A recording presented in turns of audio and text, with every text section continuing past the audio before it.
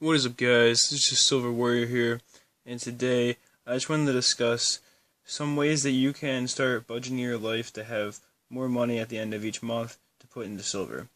So this is for all of you guys out there who are, adults with jobs and everything like that, and you have maybe some student loans or some kind of other kind of debt that you have to pay off each month, and you have the basic cost of living like utilities and everything like that, and you're living basically paycheck to paycheck. And this video is going to be discussing how you can make that paycheck last longer, how you can have more money each month to put into silver.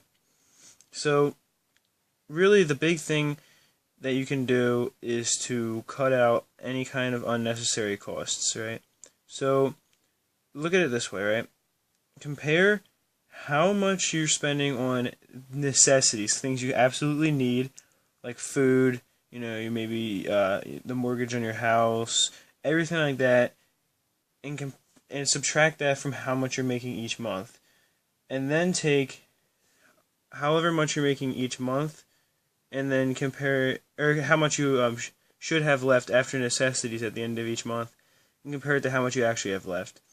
Now, what that will do for you is basically show you just how much you're spending on unnecessary things, right? So let's say if at the end of each month you should have $950 after expenses, so $950 that you could put into the bank, but you only have $600 at the end of each month. Well, then $350 is going to unnecessary costs. So, yeah, I think I forgot to explain this step. At the end, what you want to do is subtract the actual amount you have at the end of the month compared to how much you should have, and that will tell you how much you're spending on those unnecessary costs. Now, once you figure that out, you're going to have to locate the root of these costs, obviously. So maybe once a week you go out to eat, right?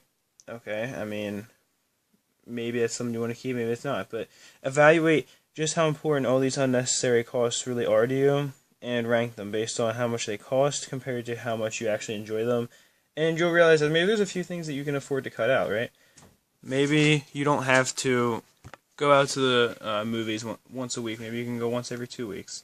Or maybe you'll realize that something is just not valuable to you anymore and something you can cut out completely, right? I'm not saying you should have no enjoyment at all in your life, because that's not really much of a life to live, but at the same time, if you are stacking on a budget, then you're going to have to realize that there are going to have to be some, things to cut out, or at least put into more moderation for you to be able to afford to stack as much as you want to. And maybe there are certain things that are kind of expensive and you do them a little bit too often, maybe something that you'll realize, I can cut this out and I can save a couple $100s each month.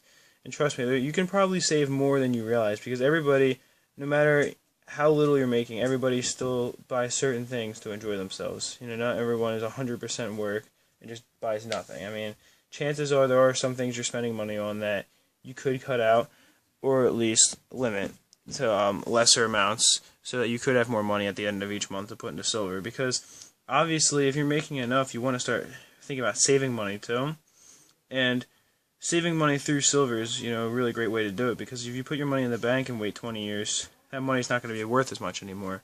But you put it into silver and wait 20 years, then you'll have more than what you ended up paying for, because the silver will be worth more, even if a bunch of its value is, let's say, half of its value is in simply the fact that a currency is only worth half as much. So let's say, like, the currency lost half of its value, so that means that a lot of the silver value is coming from the fact that there's higher inflation.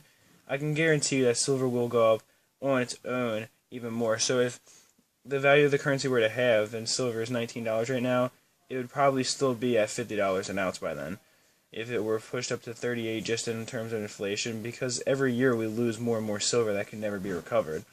A lot of it's in bullion, but there's also a lot of it going into phones and other electronics, and that means the silver will oftentimes be recycled, these electronics, but every once in a while one will end up in the garbage where it's never going to be recovered.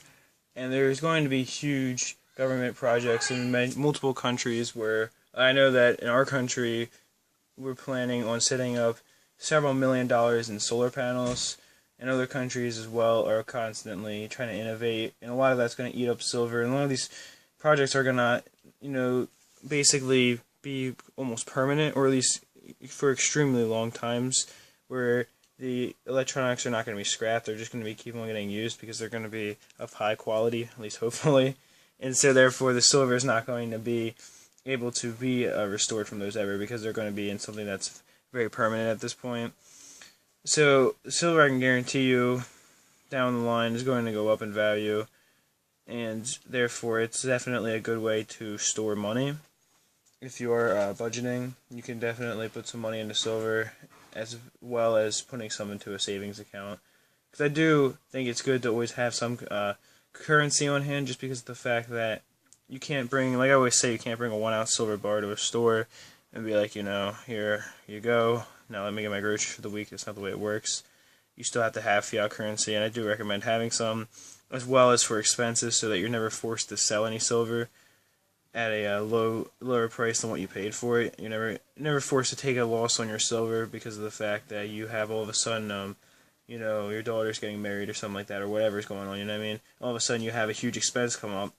You should definitely need to have some kind of money saved up that you could spend before you had to sell your silver. But if it's up, then maybe you would want to consider selling it, because you're not going to be taking as much of a loss as you would if you're just spending the currency, because you're going to be making a profit on the silver. So it all depends on where the price is at.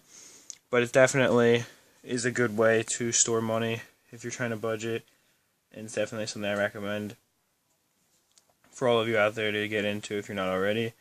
And yeah, I mean, I guess that's pretty much it here. Like I said, the biggest way to really save money to afford more silver at the end of each month is to cut back on unnecessary costs. Maybe you could try finding some other kind of work too on the side. I don't know. Depends. Look at how many days you work a week, and then see if there's any kind of time you have that's free where you're not really doing anything, and see if you can put that into a job. Either way, though, you can definitely find ways to cut back on costs and maybe even make some extra money. But I do hope you enjoy this video. I hope it helps you out, and that is it for this one. Peace, love, and much respect.